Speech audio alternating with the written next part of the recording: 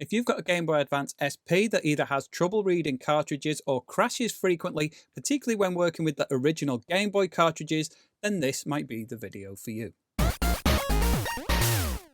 built this matching pair of clear Game Boy Advance SP consoles a little while ago now, and they are awesome, beautiful consoles, but they've been having a lot of issues in terms of crashing when games or music software is playing. Now, I built them for my friend Harley Likes Music, who uses them for live music performances. So of course, in those situations, a crash is an absolute disaster and needs to be avoided. Now, because the Game Boy Advance SP is backwards compatible, the original sized Game Boy cartridges will fit in the slot. However, they stick out a little bit more, which means there is a little bit more to knock, which means it doesn't take much for the contacts inside to become disconnected and it to stop working altogether. So in this video, I'm going on a really deep dive of all the possible ways that you can address this if it's happening on your Game Boy Advance SP. But in most cases, it shouldn't take too much to get it up and running again without even having to take the console apart. Let's take a look. So before I jump into the whole process of troubleshooting these things, the most likely cause of the issues, if you have got cartridges inserted, particularly the Game Boy cartridges, and then when they get knocked, your game will crash or reset. The most likely cause of that is dirty contacts inside the cartridge slot here. I have gone through an entire troubleshooting setup of all of the different things you can possibly do to prevent this from happening. However, the easiest way to start is actually what I ended up doing last for like the final touches, but that is to try and clean the contacts themselves. To do that, you are going to need some of these cotton buds, a pair of pliers, and some of this WD-40 Specialist contact cleaner. Also, a bit of kitchen roll or something like that, just for spraying onto. And what you have to do is, these are a kind of a slightly bulbous shape, so they won't quite fit into the cartridge slot. However, if you avoid the serrated edge on the pliers and just go for the flat area, and you just sort of give a tight squeeze, it will flatten out the end of the cotton bud, and then you spray it with the contact cleaner. It'll soak that right up, and all you've got to do then is push that into the opening in the cartridge slot, and you'll see the pins moving away from it slightly. You just keep pushing in and out and make your way along the cartridge slot. Flip it over, do it on the other side, and basically that's it. Repeat that as many times as you like. You will have to swap onto separate cotton buds because they start to kind of come apart a little bit over time, so you just swap onto the other end, squash that again with your pliers, spray it with your contact cleaner, and that is the easiest way to get your Game Boy Advance SP to start reading cartridges again without having to take it all apart. However, if that does not work, all is not lost, and in this video I've got a whole load of troubleshooting tips where you can get these back in working order. So if you've tried this method and it's worked, well, congratulations for you. You don't need to carry on watching the rest of this video. You can go off and enjoy playing your Game Boy Advance SP. However, this doesn't always happen to be the case, and if you've tried that and it still doesn't work, fear not. There are other things that you can do to revive your beloved console. Let's check it out. Okay, so this is a Game Boy Advance SP that I built a little while ago.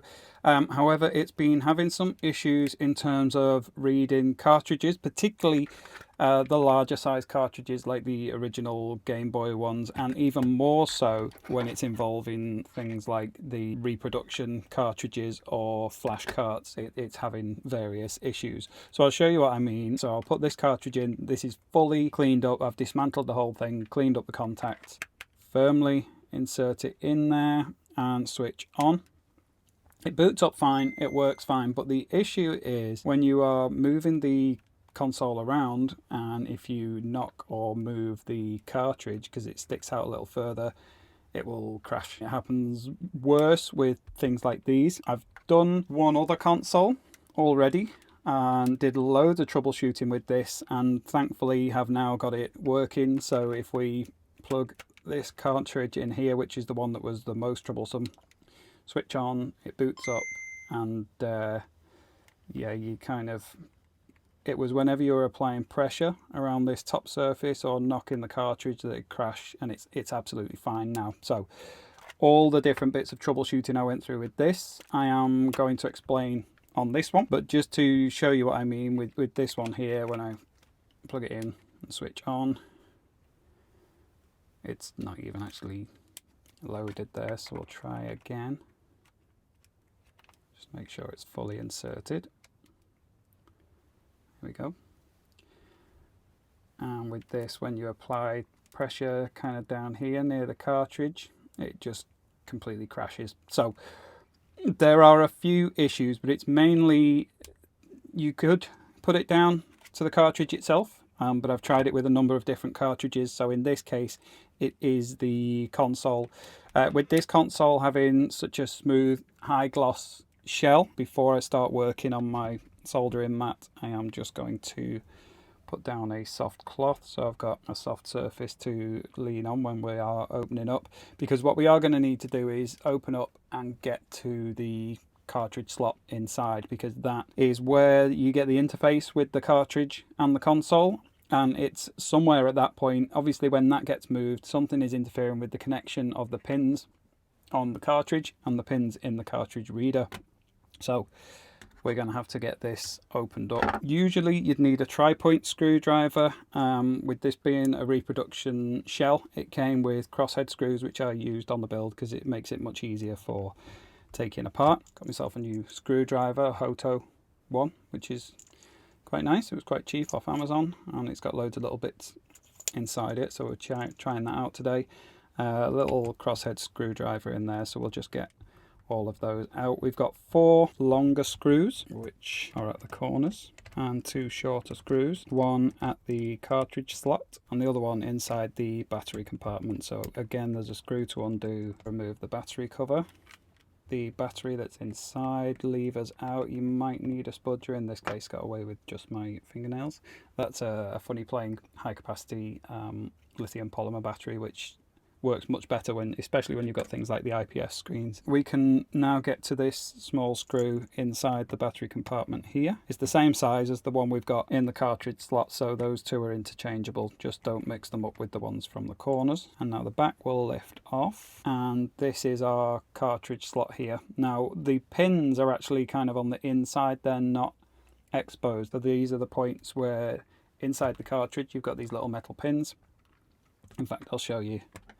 I'll just open that up. You need a special screwdriver for opening up the standard cartridges called a game bit. So with the screw removed, the front part of the shell slides down and lifts off, and then you can see inside the cartridge you've got like this row of pins which line up inside the cartridge connector with the pins on the underside there. Now, one of the potential issues that you can have with this is that when you have got the console in use, because this cartridge sticks out a little more when it gets either pressed this way or this, well, particularly this way, it can put strain on the points where the pins are soldered to the motherboard. So they're probably all soldered in there fine, but the first thing that I did was I resoldered all of those points, and just for the sake of going through all of these steps, I'm going to do the same here as well. When I did it last, I used my digital microscope. It mounts up onto a stand and you switch on,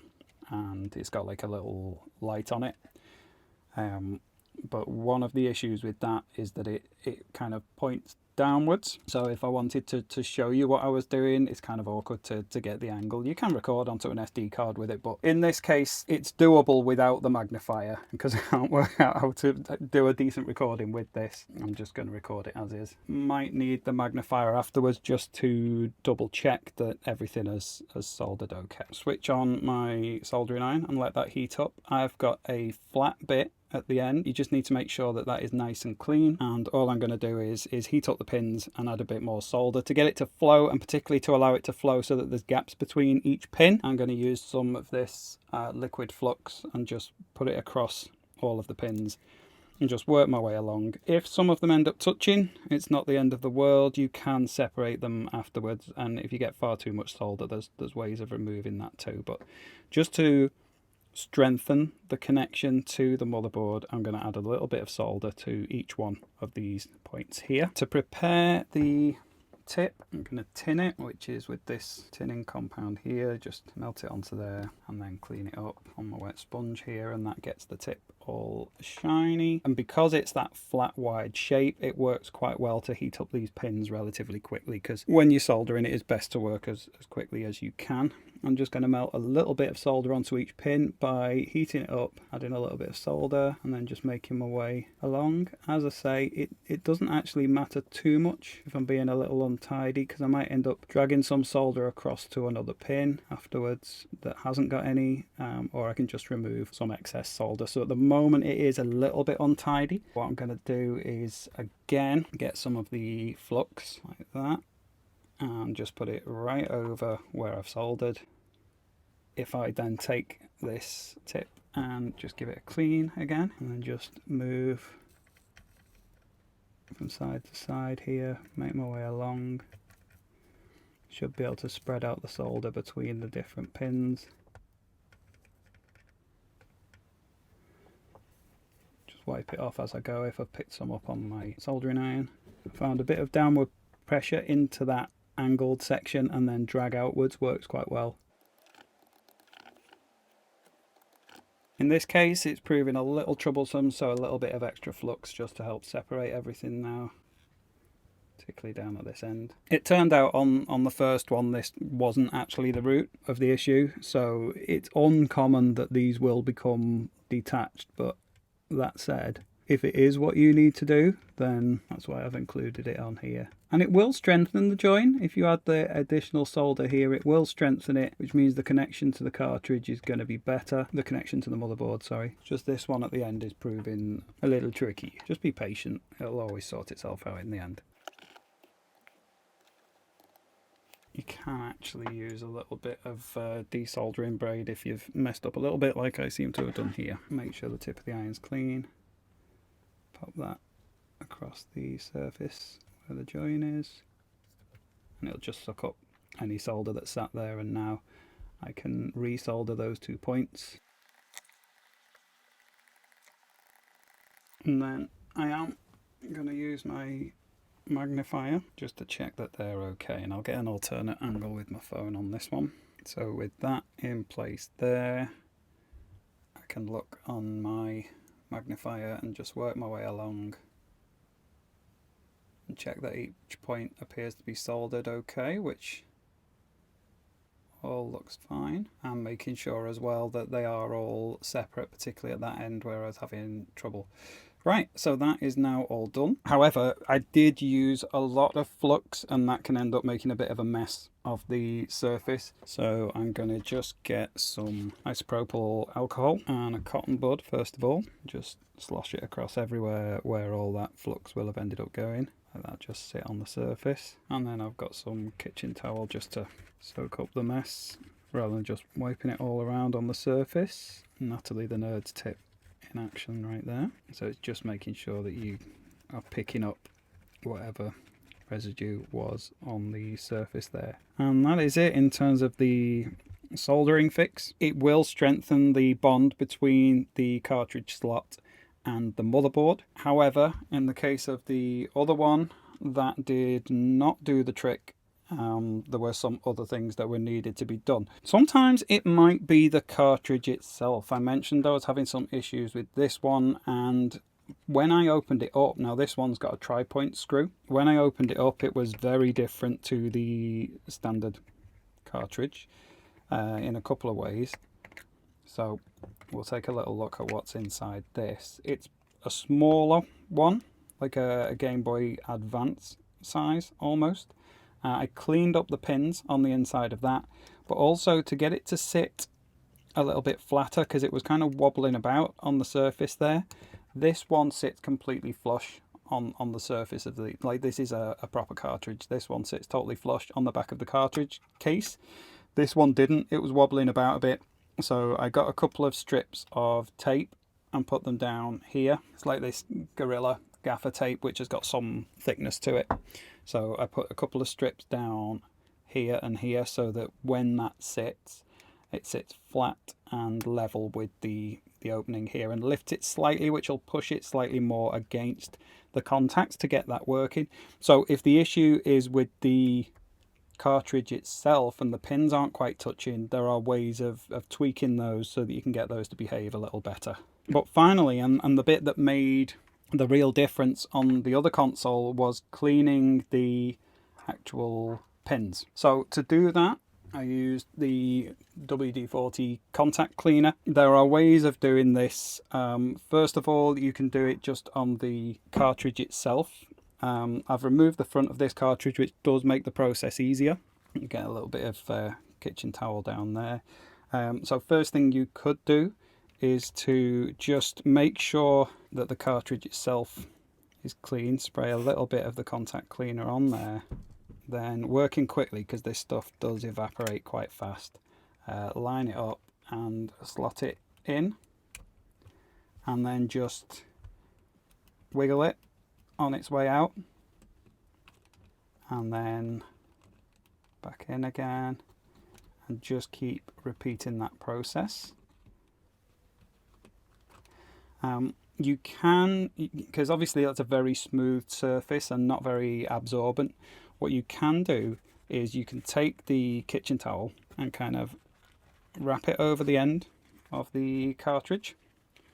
So I can do it like this. Again, spray the contact cleaner onto the area here, and then sort of gently wiggle it into the gap. That end is proving a bit bothersome. I'll just trim it down with some scissors. So I'm just putting it in there. Because it hasn't got the plastic casing, it's not so thick that it kind of tears the paper, so I can kind of push it in with a little bit of upward pressure from underneath, and just keep going with that. If you really want to get it clean, you can carefully spray a tiny bit actually onto the contacts themselves,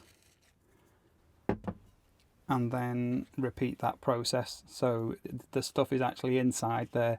And that does mean you need to leave the console open for long enough that it's going to have a chance to dry out, but you can even get in on a bit of an angle with the corner of the cartridge there like that.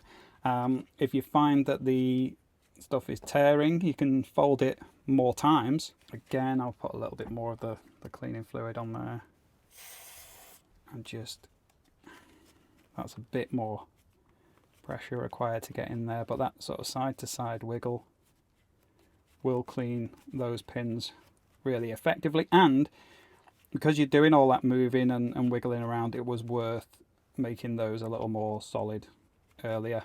So yeah, that is now about as clean as I'm likely to get it. A little bit more of this just to mop up anything that may have oversprayed, and I'm just going to leave it for a moment for that to all evaporate. It is worth having I've got the Olympic Summer Games from Atlanta 1996 here. A game that you're not too precious about for doing these sort of cleaning jobs is quite handy. To get the pins really clean, obviously it helps to open this up, and then if you use like the cotton bud and the contact cleaner and just give it a really good rub in this direction on those pins, it brings those up really clean. It's quite a good way of, without even having to dismantle a console, you can just keep inserting and taking out a clean cartridge, and then the dirt that it picks up, clean it off, keep doing that, and it will often remove enough dirt from the contacts, but in this case it wasn't, so we did need to take it apart to fix it. And reassembling these cartridges is dead easy. You just drop the PCB into the back,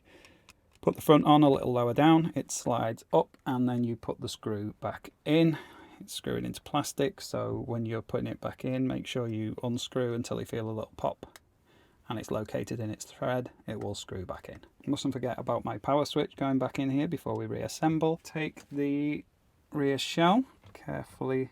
Oh, one other thing that I thought about is where this connects onto here, you've got the ground shield there, which has exposed metal contact here and on the motherboard here, and it was looking a little bit cloudy on there. So what I did, just to try and make sure I get the best contact I can everywhere, I got more of my contact cleaner, just sprayed it on the end of the cotton bud, and just cleaned up that exposed metal edge here where it touches the grounding board. Now, the grounding plate that's attached to the shell, this bit here, doesn't necessarily connect to anything else metal, but I just figured like that has picked up some dirt there, so anywhere there is contact being made, it's worth having as good a connection as possible. So I don't think that's really going to affect anything, but it is something I did last time, and it did ultimately end up working. So tricky getting the switch in place because it kind of clicks like this. So if I turn it to the off position there, should be able to get that to go on all right. Once the power switch is lined up, everything else is nice and easy, and you can just double check that it'll switch on and off effectively there. So we've got our 6 screws and battery cover to go back in. So we'll start with the longer ones. You can test it without screwing it back together, but that can cause its own problems because you don't want anything dropping apart while you're trying to switch it on and off. So for the sake of the time taken just to put a few screws in, I'm going to put it together here. Quite liking this screwdriver. It's quite nice to use. It's got like a spinny bit on top, so it's quite comfortable to hold. Although it is quite thick, it's got those sort of flattened off edges which give a decent amount of grip, and it's got that nice teal anodized finish. Yeah, I like it. I'm always a sucker for a new screwdriver or any other new tools to use. The only downside is that I use a lot of those sort of tri-point screws when I'm working with Game Boys and things, and it only comes with a very small tri-point screwdriver, so I might end up removing some of the bits that come with it and swap them for ones that come with another set, because I really like the handle and I like the way it's used as its own case for securing all of the bits. Anyway, let's get these last couple in. Again, you want to find the natural thread, so just unscrew until you feel that little pop and then screw it in. So the battery now, just make sure you get the 2 contacts lined up with the contact points inside there. Flip that down, 2 little catches to get the battery lid in place. That should just naturally sit flat. If it won't, just take it out and reposition it. Pop that screw in and we should be ready for testing. So let's get that Summer Games cartridge in there. Make sure that's in flat and switch on. There is still a little movement of the... Okay, that crashed. So we're still getting issues with that one. I may need to spend more time cleaning the contacts. Seeing as I've already done a lot of cleaning, what I might do is a quicker method. And in fact, if yours has contacts that aren't as problematic as this, but it's just a little bit of an issue, this is something that you can do. You will need, all we're going to do in this case is get a cotton bud, squish it in the flat part of a pair of pliers, spray it with the contact cleaner and put it straight on the pins of the cartridge. Put the cartridge in and out a few times. Again, if you take that slight side to side wiggle action, it works quite well. Do that again, just clean it up, put it in. I mean, you could even technically take this and just push it into the gap. In fact, when I do that, I can see the pins moving.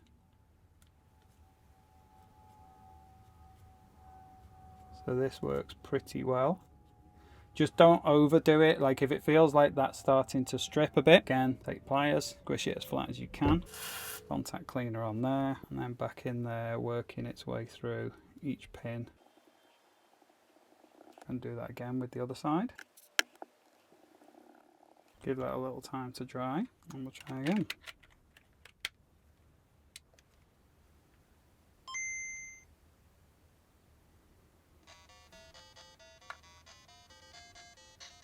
So I'm applying a bit of pressure near the cartridge all the way along here. That's all fine. Even a bit of downward pressure like that is likely to be the most issue. Right, let's try it with my test cart, which was what was causing the most problems when I was doing the testing earlier. So make sure that's fully inserted. Switch on. And then, yeah, a little bit of pressure around this area and pressing like the start and select was normally what was causing the issues before. That's all fine. If I just kind of press the cartridge against the shell a little bit around here, that was always causing it to crash, and now that's fine. If I really apply pressure here, I'll probably be able to get it to crash eventually, but no, that seems to be much better.